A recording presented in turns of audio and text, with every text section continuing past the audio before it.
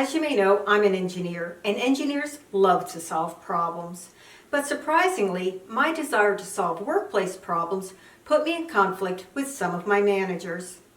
There were times when I went to a manager and said, "Houston, we have a problem." And he responded, "No, we have a challenge." Okay.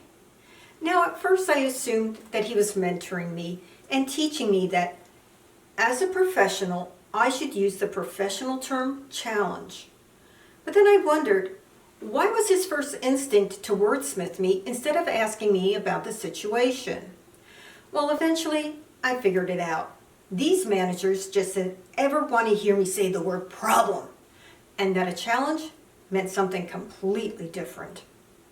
A problem is a situation that must be resolved. No excuses, and failure is not an option. Problems are not ignored. They're put front and center and scrutinized. They beg the question, how did this happen? And since in many of our workplaces individuals are blamed for problems, the question is interpreted as, who screwed up? But management really wants to know who is going to step up and fix it. Solving problems requires putting your neck on the line, coming up with a detailed plan, and leading and directing resources to ensure the problem is resolved on time. Problems can raise questions about a manager's competence and qualifications for his position, and the failure to quickly resolve a problem only amplifies those concerns. This is why so many managers hate problems, and to avoid accountability, they replace problem with challenge. And to distance themselves even further, they don't say, "We have a challenge to resolve." They say, "We have a challenge we need to manage." When we manage a challenge, we slice and dice it into various charts and graphs to identify the supposed cause of the challenge and assign blame. But too often, no one dives down into the weeds to understand the real cause of the situation. And management assigns someone to monitor the situation as if watching it will magically change it. People who manage challenges hope that by presenting charts and graphs at meetings and writing reports, they buy the time that's necessary for the challenge to resolve itself and go away. They want to avoid taking any action they can be held accountable for.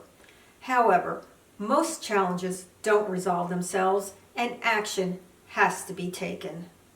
Management then looks for the simplest and easiest solution, which is typically to change out personnel. But because no one dives down into the weeds to understand the real cause, the challenge will persist. Over time, most challenges only get worse. Eventually, management realizes it doesn't have a challenge or just a problem. It has a crisis, and no amount of management will resolve it. Solving a crisis requires leadership, detailed planning, dedicated resources, and a team of problem solvers who aren't afraid of the hard work it will take to solve a myriad of intricate problems.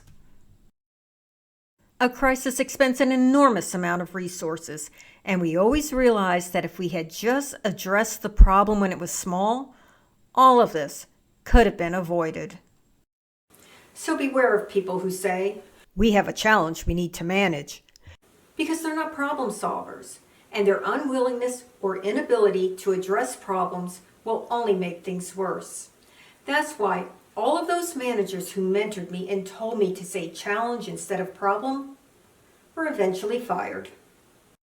This is Dot Callahan asking you to help me turn the woman in the room into the women in the room.